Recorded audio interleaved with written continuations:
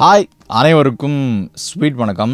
ஒரு 2-3 நாளாகவே சோஷியல் மீடியாஸில் இந்த இன்ஸ்டாகிராமு ட்விட்டர்லாம் வந்துட்டு இந்த பழைய படங்களுக்கு வாவ் வாட் அ ஃபிலிம் அப்படின்னு சொல்லிட்டு ஹார்ட் போட்டு விடுறது, ஸ்டேட்டஸ் போடுறதெல்லாம் பயங்கரம் நடந்துட்டுருக்குல்ல. ஸோ அந்த வகையில் ரிதம் படம் ரிலீஸ் ஆகி 25 வருஷத்தை கடந்து ஆயிடுச்சு அப்படின்னு சொல்லிட்டு ஒரு 2 நாளாக பயங்கரம் அப்படியே இதாக இருந்தது. சரி, நம்ம கண்ணில் பட்டதுக்கப்புறம் ஆமாம்ல ரிதம் படம் பார்த்து ரொம்ப நாள் ஆச்சு, சரி திருப்பியும் ஒரு விசிட்டை போடுவோன்னு சொல்லிட்டு நேற்றுக்கு உட்காந்து இந்த படத்தை ஃபுல்லாக நானும் என் ஃப்ரெண்ட்ஸும் பார்த்தோம். ஸோ அதன் வெளிப்பாடு தான் இந்த வீடியோ. அண்டு சுருக்கமாக சொல்லணும் அப்படின்னா, இந்த காலத்து இளைஞர்களுக்கு புரிகிற மாதிரி சொல்லணும் அப்படின்னா, நம்ம எப்படி 96 படத்தை வந்துட்டு பார்த்து வாடேங்கப்பா என்ன படம்டான்னு சொல்லிட்டு பார்த்து வேந்திருப்போம்ல. அண்டு சிம்லர் ஆஸ் ராஜாராணி கூட சொல்லலாம். ஸோ கிட்டத்தட்ட அந்த மாதிரி 96 படம் மாதிரி ஒரு ஃபீல் வச்சு ராஜாராணி மாதிரியான ஒரு கதையம்சம் கொண்ட ஒரு படம் தான் இந்த ரிதம்னு சொல்லிட்டு. நிறைய பேர் பார்த்துருக்கீங்களான்னு தெரில. நான் பார்க்கும்போது சில பேர் வந்துட்டு இந்த படம் நான் பார்த்தது இல்லையப்பா, பாட்டெலாம் கேட்டிருக்கேன்ற மாதிரி சொல்லியிருக்காங்க. ஸோ தயவு செஞ்சு டோன்ட் மிஸ் திஸ் ஃபிலிம்.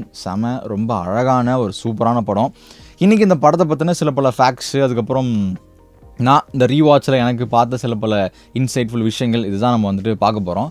ஒரு மாதிரி ரொம்ப டீகோடிங் மாதிரிலாம் இல்லாமல் ஒரு மாதிரி ஒரு நல்ல ஒரு கான்வர்சேஷனாக இருக்குன்னு வச்சுக்கோங்களேன். ஸோ படத்தை பாருங்கள், பார்த்துட்டு பாருங்கள், அப்போ தான் உங்களுக்கு புரியும். ஸோ பார்க்க ஆரம்பிச்சிடலாமா? கிட்டத்தட்ட இந்த ரிதம் படம் வந்து 25 வருஷம் ஆச்சு இல்லையா? கிட்டத்தட்ட நான் பிறந்தும் 25 வருஷம் ஆயிடுச்சு. ஸோ ஆல்மோஸ்ட் நான் பிறந்தப்போ வந்த படம். ஸோ எனக்கு என்ன இதில் ஸ்டில் பிடிச்சதுன்னா, எனக்கு நேற்றுக்கு இந்த படத்தை பார்க்கும்போது கூட எனக்கு ஸ்டில் ஃப்ரெஷ்ஷாக இருக்குது. எங்கேயுமே வந்துட்டு என்னப்பா போர் அடிக்குது அல்லது வந்துட்டு இது மாதிரி நிறையா படங்கள் இதுக்கப்புறம் வந்திருக்கு. ஸோ என்ன தான் அதெல்லாம் பார்த்துருந்தாலுமே ஸ்டில் எனக்கு ஃப்ரெஷ்ஷாக இருந்துச்சு. அது ஒரு விஷயம். இன்னொரு விஷயம், அதாவது படம் ஃப்ரெஷ்ஷுன்னு நான் சொல்கிறது ஆக்டிங்கு, டைலாக்ஸ் அது மட்டுமே இல்லை. சினிமோட்டோகிராஃபிலேருந்து, மியூசிக்லேருந்து, பர்ஃபார்மன்ஸ்லேருந்து, டைலாக்ஸ்லேருந்து, அங்கங்கே மணிவண்ணன் சார் கவுண்டர்லாம் அங்கங்கே போடுவார். ஸோ அது வரைக்கும் எல்லாமே சூப்பராக பெர்ஃபெக்டாக இன்ன வரைக்கும் சிங்கில் இருக்குது. ஸோ நம்ம இந்த மாதிரியான படங்களுக்கு தான் ஒரு பேர் வச்சுருப்போம், கல்ட் கிளாசிக்னு சொல்லிட்டு. ஸோ என்னை பொறுத்த வரைக்கும் இந்த ரிதம் படமுமே என்னோடய லிஸ்ட்டில் அட்லீஸ்ட் இந்த கல்ட் கிளாசிக்கில் இணையக்கூடிய ஒரு படம் தான். சூப்பர். இப்போது நான் ஆல்ரெடி சொன்ன மாதிரி ரிதம் படத்தோடைய கதை படம் பார்த்தவங்களுக்கு தெரிஞ்சிருக்கும். ஸோ நம்ம ஆல்ரெடி சொன்ன மாதிரி தான் இந்த ராஜாராணி படத்தில் எப்படி ஒரு ஹீரோ இருப்பாங்க, ஒரு ஹீரோயின் இருப்பாங்க. ஸோ 2 பேருக்குமே ஒரு பாஸ்ட் இருந்திருக்கும், பாஸ்ட்டில் ஒரு லவ் இருந்திருக்கும். ஸோ அங்கே அது சேராமல் போயிருப்பாங்க. அதுக்கப்புறம் ப்ரெசென்ட்டில் இவங்க எப்படி மீட் பண்ணி இவங்க சேர்ந்தாங்களா சேரலையா அப்படின்றதான் ஒரு ஒன்லைனாக சொல்லுவோம் இல்லைங்களா?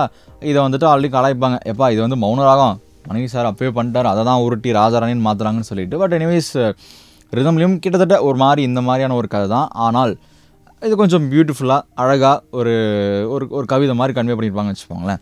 ஸோ இப்போ இதில் மெயினாகவே பார்த்திங்கன்னா இந்த ரிதமில் ஒரு பியூட்டிஃபுல்லான விஷயம் எனக்கு படிச்சு என்ன அப்படின்னு பார்த்திங்கன்னா, அந்த ட்ரெயினில் ரமேஷ் அரவிந்த் அவர்களும் போவாங்க, ஜோதிகா அவர்களும் போவாங்க. ஸோ அந்த ட்ரெயின் தான் இவங்க வாழ்க்கையில் மிகப்பெரிய ஒரு டிசாஸ்ட்ரியை வந்து உருவாக்கியிருக்கும். ஆனால் அதே ட்ரெயின் தான் அர்ஜுன் அவங்க லைஃப்பில் வந்து மீனா அவங்களையும் மீட் பண்ண வச்சுருப்பாங்க. ஸோ பேசிக்காக ஒரு ட்ரெயின் 2 பேரையும் அதாவது 2 பேரும் தனித்தனியாக பிரிக்குது. அப்படியே பிரித்து அதே ட்ரெயின் பார்த்திங்கன்னா 2 பேரும் சேர்த்தும் வைக்குது. ஸோ இதுவே ரொம்ப எனக்கு அழகாக பட்டுச்சு. சரி, இப்போ கம்மிங் டு சில பல ஃபேக்ட்ஸ் பார்த்துட்டு அப்புறமா திருப்பி கதைகள் வருவோமே. இதுவும் எத்தனை பேருக்கு தெரியும்னு எனக்கு தெரியல. ரிதம் படத்தில் சாங்ஸ் இருக்குது பார்த்தீங்களா? ஸோ அந்த எல்லா சாங்ஸுமே 5 பஞ்சபூதங்களை வச்சு பண்ணியிருப்பாங்க. ஸோ சிம்பிளாக சொல்லணும், எனக்கு சாங் பேரெலாம் டக்குன்னு ஞாபகம் இல்லை. பட் இருந்தாலும் ஒரு ஆவரேஜாக சொல்கிறேனே, ஸ்டார்டிங்கில் படத்தோட பிகினிங்கே அந்த நதிய தீம்தனா சாங் தான். ஸோ அது வந்துட்டு பெண்களையும் நதியும் கம்பேர் பண்ணி ஒரு பாட்டு. சத்தியமாக நான் நேற்று பார்க்கும்போது தான் அந்த லிரிக்ஸ் எல்லாம் நோட் பண்ணி கேட்டேன், என்னமா எழுதியிருக்கிறாங்க. ஸோ நீங்கள் கேளுங்க, நான் எதுவும் அதை எக்ஸ்பிளைன் பண்ணல. பட் ஒரு ஃபீல் தான். நீங்கள் எனக்கு இன்ன வரைக்கும் அந்த தீம்தனா பாட்டு வந்துட்டு அப்படியே ஒரு ஹெட்ஃபோனில் மாட்டிக்கிட்டு எங்கேயாவது ஒரு மொட்டை மாடல் நைட்டு போய் உட்காந்தேன்னா அப்படியே எங்கேயோ ஒரு நல்ல ஒரு வைபாக ஒரு அப்படியே கிளென்ஸ் ஆன மாதிரி ஏதோ ஒரு நேச்சுரலாக இங்கே போய் ஒரு டூர் போய்ட்டு வந்தப்பா, ஒரு ஃபால்ஸ்லாம் போய்ட்டு வந்த மாதிரி வந்து ஒரு அனுபவம் கிடைக்கும். அண்ட் நிஜமாகவே இதை ட்ரை பண்ணி பாருங்கள், டெஃபினட்டாக உங்களுக்கும் அது வந்து ஒர்க் அவுட் ஆகும். அண்ட் லிரிக்ஸ் மெயினாக நான் முதல்ல லிரிக்ஸ்லாம் ரொம்ப நோட் பண்ணல. இப்போ நோட் பண்ணும்போது தான் சாமி. சரி, ஓகே, அது விட்டுருங்க. அந்த சாங்குங்களா? ஸோ இது வந்துட்டு வாட்டரை வந்து குறிக்குது. அடுத்து வந்துட்டு நெருப்பு வந்து அந்த ரம்யா கிருஷ்ணன் ஒரு பாட்டு வருவாங்க, அந்த அச்சோ பத்திக்கிச்சு ஐயோ பத்திக்கிச்சுன்னு நினைக்கிறேன். ஸோ அந்த பாட்டு அது வந்து நெருப்பை குறிக்குதா, நெருப்பு. அப்புறம் வந்துட்டு மேகமுக்கு வந்துட்டு கலகலவனன்னு சொல்லிட்டு மீனா அவர்களுக்கும் ரமேஷ் அவர்களுக்கு ஒரு சாங் வரும். ஸோ அது வந்து அதை குறிக்குது. அதுக்கப்புறம் வந்துட்டு தனியாக வந்துட்டு லேண்டை குறிக்குது. அப்புறம் ஒன்று என்னத்தையும் விட்டேன்னு நினைக்கிறேன் நான், காற்று. ஸோ அந்த பாலைவனத்தில் ஆடுவாங்கல்ல காற்று, அந்த சாங். ஸோ அது வந்துட்டு ஸோ ஓவராலாக இது என்ன இமேஜினேஷனே தெரில, எப்படி வந்துச்சு, எப்படி பிடிச்சாங்க. ஆல்ரெடி நான் படம் சொன்னால் ஒரு மாதிரி கவிதமாக இருக்கும்னு சொல்லிட்டு. ஸோ அதில் இந்த மாதிரி வந்துட்டு ஒரு பஞ்சபூதம் வச்ச ஒரு சாங்கு, அந்த 5 சாங்குமே அழகாக பொருந்திருக்கும், கதையோடமே கனெக்ட் ஆகும். ஸோ அங்கங்கே அந்த எங்கேயுமே ஏன்னா சம்மந்தமேலாம் வருதுன்ற மாதிரிலாம் இருக்காது, கதை போகிற போக்கில் கதையோடையே அப்படியே மோஜ் ஆகி தான் சாங்கும் வரும். So super. ஸோ யார் பெரிய பாய் சம்பவம் ஆபிஸாக டேரக்டர் வசந்த் அவர்களுடைய இன்புட்ஸ் இருந்திருக்கும். ஸோ சூப்பர், ஹேட்ஸ் ஆஃப் இந்த விஷயத்தில். அடுத்து கம்மிங் டு த ஆக்டிங் விஷயங்கள். நாகேஷ் அவர்கள் ஜென்ரலாக வந்துட்டு நாகேஷ்னு சொல்கிறதுக்கு முன்னாடி, அவர்களை பேசுகிறதுக்கு முன்னாடி ஒரு படம் அப்படின்னா வந்துட்டு அந்த கேரக்டர்ஸ் கூட நம்ம எவ்வளோ கனெக்ட் ஆகிறோமோ அந்தளவுக்கு தான் நம்ம அந்த கதையோட கனெக்ட் ஆகி படத்தை பார்ப்போம். நிறையா படங்கள் நம்ம சொல்லலாம். நான் ஆல்ரெடி நான் சொல்லியிருப்பேன், கேஜிஎஃப்லேருந்து இப்போ புஷ்பாலாம் ஏன் ஹிட் ஆகுதுன்னா அந்த கேரக்டர், இந்த புஷ்பா கூட கனெக்ட் ஆனாலும் தான் அந்த படம் எனக்கு பிடிச்சிது. Same with KGF also. So அதே மாதிரி இந்த படத்தில் கேரக்டர்ஸ்னு பார்த்தீங்கன்னா ரொம்ப மினிமலாக தான் இருக்கும். நாகேஷ் சார் வருவார், அவங்க ஒய்ஃபு, அப்புறம் அர்ஜுன் அவர்கள், மீனா அவர்கள், ஃப்ளாஷ்பேக்கில் ஜோதிகா அவர்களும் ரமேஷ் அரவிந்த் அவர்களும். ஸோ இவ்வளோ தான். அப்புறம் அந்த சின்ன பையன் ஒருத்தர் வரும் அப்படி. ஸோ அது அப்புறம் அந்த அவங்க மீனா அவர்கள் மாமியாராக ஒருத்தவங்க வருவாங்களே, ஸோ அவங்க. ஸோ ரொம்ப லிமிட்டடான ஒரு கேரக்டர்ஸ் தான். ப்ளஸ் மணிவன் சாரும் வருவார். நான் ஏன் வந்து இது ரொம்ப ஸ்ட்ரெஸ் பண்ணி சொல்கிறேன்னா, இப்போதைக்கு நம்ம இப்போ பார்க்குற இது வந்துட்டு நாட் ஒன்லி ஃபார் ரிதம் நான் சொல்லலை, அந்த டைமில் வந்த நிறையா படங்களில் எல்லா சின்ன சின்ன ரோல்ஸில் வர கேரக்டர்ஸாக இருந்தாலும் மைண்டில் நிற்கும். இந்த கேரக்டர் தான் அது இல்லைன்னு சொல்லிட்டு மைண்டில் நிற்கும். ஆனால் இப்போ வர படங்களில் நிறையா வந்து அந்த கேரக்டர்ஸுன்றது ஒரு ஹீரோயினை தவிர பெருசாக மற்ற கேரக்டர்ஸ் மைண்டில் நிற்குதான்னு கேட்டிங்கன்னா ஒரு டவுட் தான் எனக்கு பொறுத்த வரைக்கும். ரொம்ப ஒன்று இப்போ டூரிஸ்ட் ஃபேமிலியில் வந்துட்டு அவ்வளோ கேரக்டர்ஸ் இருப்பாங்க அந்த காலனியில் ஃபுல்லாகவே, ஆனால் எல்லாருமே மைண்டில் நிற்பாங்களே. ஸோ அந்த மாதிரி ஃபார் எக்ஸாம்பிள் நான் சொல்கிறேன். ஸோ அந்த மாதிரி கொஞ்சம் இப்போது இல்லைன்னு எனக்கு தோணுது. அப்போது ரொம்ப அழகாகவே இருந்துச்சு.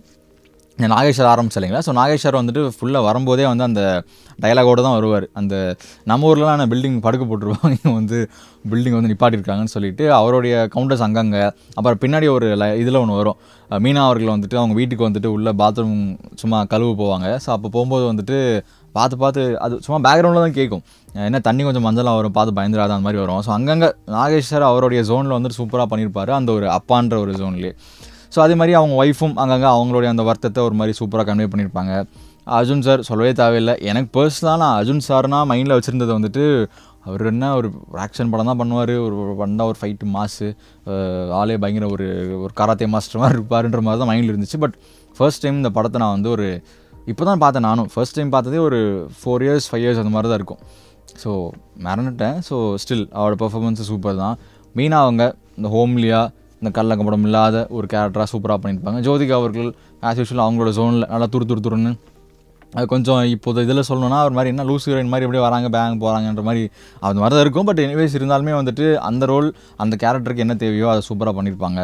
ஸோ அதே மாதிரி ரமேஷ் அரவிந்த் அவர்கள், ஸோ அவருமே ஜாலியாக ஒரு மீட்டரில் பண்ணியிருப்பார். So on the whole characters எல்லாமே வந்துட்டு சூப்பராக வந்துட்டு ப்ளே ஆகிருக்கும். சரி சூப்பர். கேரக்டர்ஸ் பார்த்தாச்சு, ஆக்டிங் பார்த்தாச்சு, மியூசிக் பார்த்தாச்சு. டைலாக்ஸ் நான் வரேனே, டைலாகு இப்போது இனிஷியலாகவே இவங்க அர்ஜுன் சாரும் மீனா அவர்களும் வந்து ஒரு பேங்க்கில் தான் ஃபஸ்ட் மீட் பண்ணுவாங்க, அவங்களோட பேங்க்கில். ஸோ அங்கே பார்க்கும்போதே வந்து அந்த ஒரு நோட் கொடுப்பாங்க, இல்லை நோட்டில் இல்லை அப்படிங்கும்போது, இல்லை அதில் ஒட்டிகிட்ருக்கு பாருங்கள் அப்படிங்கும்போது தெரில, அதில் எனக்கு நிறைய விஷயங்கள் கன்வே ஆச்சு. உனக்கு என்னடா அதில் கன்வே ஆச்சு அப்படின்னா, இப்போ நம்ம இது ஒன்று தான் லைஃப்பில் வந்துட்டு ஒன்று தான், ஒரு லவ் தான், ஒரு மேரேஜ் தான் நினைக்கும் போது இல்லை இன்னொன்று இருக்குது அப்படின்றத இலைமுறை காய்முறையாக சொல்கிற மாதிரி எனக்கு வந்துட்டு ஒரு இது அப்ஸ்ட்ராக்ட் பெயிண்டிங் மாதிரி தான். ஒரு விஷயத்தை பிடிச்சி போச்சுன்னா நம்மளே நிறைய டிரைவ் பண்ணுவோம்ல, ஸோ அந்த மாதிரி கூட வச்சுக்கலாம். ஸோ அது ஒரு விஷயமா. அதே மாதிரி வந்துட்டு எனக்கு ரொம்ப ஸ்பெசிஃபிக்காக சொல்லணுன்னா வந்துட்டு எனக்கு அந்த கிளைமேக்ஸில் இவங்க வந்து ஊட்டியில் இருப்பாங்க மீனா அவங்க, அர்ஜுன் அவர்கள் அந்த கார்த்திக்ன்றவர் வந்துட்டு கிளம்பி ஊட்டிக்கு வேறு விஷயத்துக்கு வருவார். அப்போ ஆக்சிடெண்ட்லாம் பார்த்துட்டு இவங்க வீட்டுக்கும் வருவார். வீட்டுக்கு வரும்போது மீனா அவங்க கேட்பாங்க, நீங்கள் இன்னும் வந்துட்டு எங்கள் பேங்க்கில் அக்கௌண்ட் வச்சுருக்கிறீங்களா, இல்லை எப்படி, இல்லை க்ளோஸ் ஏதாவது பண்ணிட்டீங்களான்னு கேட்கும்போது அர்ஜுன் சார் ஒரு பதில் சொல்லுவார், சாச்சா இல்லைங்க, அதை எப்படி நான் க்ளோஸ் பண்ணுவேன், அந்த அக்கௌண்ட்டை வந்துட்டு என்றைக்காக இருந்தாலும் அது க்ளோஸ் பண்ண மாட்டேன்ற மாதிரி ஒரு டைலாக் ஒன்று சொல்லுவார். ஸோ பேசிக்காக அதை வந்துட்டு அக்கௌண்ட் மாதிரி தான் இருக்கும், பட் அது இன்டெரக்டாக பார்த்திங்கன்னா இவங்களுடைய லவ்வை வந்து மீன் பண்ணுற மாதிரி இருக்கும். இல்லை நான் இன்னும் உங்களை வந்துட்டு மறக்கலை, அவங்க கேட்டதும் கிட்டத்தட்ட அந்த மாதிரி தான் இருக்கும், ஒரு மாதிரி இன்டெரக்டாக அந்த மாதிரி தான் கேட்டிருப்பாங்க, என்ன மறந்துட்டிங்களா மறக்கல, ஏன்னா 6 மாதம் கேப் ஆகிருக்கும். அவர் சொன்ன பதில் பார்த்திங்கன்னா வந்துட்டு இல்லை அது எப்படி புரியும்னா, லைக் இன்டெரக்டாக வந்து நான் வந்து மறக்கலை, அது என்றைக்கும் நான் மறக்கவும் மாட்டேன் அப்படின்ற மாதிரி வந்துட்டு அது ஒரு மீனிங் கொடுக்கும். அது ரொம்பவே சூப்பராக இருந்துச்சு. ஸோ இது ஒரு அப்புறம் இவர் நாகேஸ்வருக்கு வந்து அப்பப்போ சொல்லுவார், இந்த ஊப்பர் வேலை அவன் பார்த்துப்பான்னு சொல்லிட்டு. ஸோ அதுவுமே எனக்கு ரொம்ப பிடிச்சது மாதிரி இருந்தது. அப்புறம் அங்கங்கே மணிவன் சாரோட கவுண்டர்ஸு எல்லாமே சூப்பராக இருந்துச்சு. அண்ட் அடுத்த ஒரு பாயிண்ட், நான் கேரக்டர்ஸ்னு சொல்லும்போது நான் சின்ன பையனை சொல்ல மறந்துட்டேன். ஸோ அவருமே செமையாக பண்ணியிருப்பார். ஸோ இந்த மீனா அவர்கள் அர்ஜுன் சார் அவர்கள் மேலே லவ் வர்றதுக்கு நிறையா கேரக்டர்ஸ் வந்து எக்ஸ்டர்னலாக நிறைய பண்ணுவாங்க. லைக் அந்த பையன் ரொம்ப அடம்பிடிப்பான், இவர் தான் வேணும்னு, இவங்களுக்குமே ஒரு துணை தேவைப்படுற மாதிரி இருக்கும், ப்ளஸ் இவங்களுக்கும் அர்ஜுன் சாரை பிடிச்சிருக்கும். ஸோ நிறையா விஷயங்கள் அவங்க வந்து ஒரு மாதிரி தள்ளும். ஸோ அது எல்லாமே இந்த கேரக்டர்ஸ்லாம் ரொம்ப வந்து இம்பார்ட்டண்ட்டாக ப்ளே பண்ணியிருப்பாங்க. அண்ட் இந்த விஷயம் நான் சொல்லணும்னு நினச்சேன். மியூசிக் பொறுத்த வரைக்கும் மியூசிக்கில் அங்கங்கே இந்த தீம் தரனா சாங்கோட ஒரு வேற பிஜிஎம் வெர்ஷன் ஒன்று வரும். ஸோ அதுவுமே சூப்பராக ப்ளே ஆகிருக்கும். அதே மாதிரி குறிப்பாக சொல்லணுன்னா டுவர்ட்ஸ் கிளைமேக்ஸ் தான் அதுவுமே. அர்ஜுன் சாரோட அம்மா வந்து கேட்பாங்க, நீ ரொம்ப நல்லாவும்பா, ஆனால் உனக்கு இன்னும் கொஞ்சம் நல்லது நடக்கலாம் அப்படின்னு சொல்லும்போது அங்கே அந்த கார்ட்ஸ் எல்லாம் பார்த்திங்கன்னா ஒரு மாதிரி ஒரு பாசிட்டிவாக ஒரு ஃபீல் குட் மாதிரி தான் இருக்கும். ஆனால் அதுக்கு மேலே வர்ற அந்த ஒரு பேத்தோஸ் மாதிரி ஒன்று பாடுவாங்க, அது கொஞ்சம் சோகமாக இருக்கும். ஸோ எனக்கு அது கொஞ்சம் ஒரு மாதிரி புதுசாக இருந்ததுன்னா கார்ட்ஸ்லாம் பாசிட்டிவாக இருக்குது, மேலே வர்றது ஒரு மாதிரி சோக ராக மாதிரி இருக்கேன்னு சொல்லிட்டு இது வந்து அங்கே ஒரு எமோஷ்னல் சீன் வச்சுக்கோங்களேன். இதே விஷயம் திருப்பியும் அந்த கிளைமேக்ஸில் இவங்க மீனாரோட மாமியார் அவங்க வந்துட்டு இது மாதிரி இவர்கிட்ட பேசுவாங்க, நீங்கள் சேரணுன்ற மாதிரி. ஸோ அப்பயும் அது வந்து யூஸ் பண்ணுவாங்க. ஸோ செமையாக வந்து ஒர்க் அவுட் ஆகிருக்கும். எனக்கு தெரியல, எனக்கு மேபி வந்திருக்கலாம் நிறையா, பட் எனக்கு இதில் ரொம்ப நான் பர்டிகுலராக பார்த்ததுனால எனக்கு வந்து ரொம்ப பிடிச்சிது.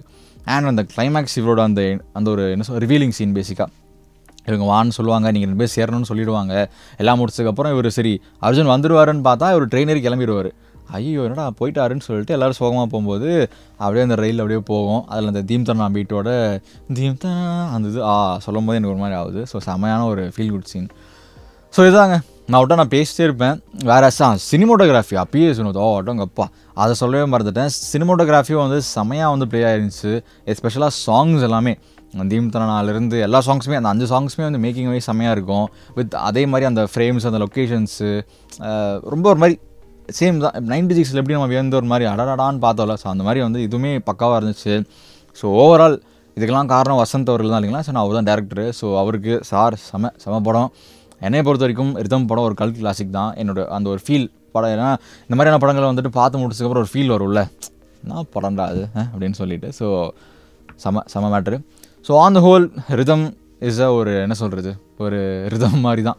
அப்படியே ஒரு தண்ணி மாதிரி அப்படியே போயிட்டுருக்கும். ஒரு ட்ராவல், ஒரு ஜேர்னி தான். பியூட்டிஃபுல்லான ஒரு ஸ்டோரி.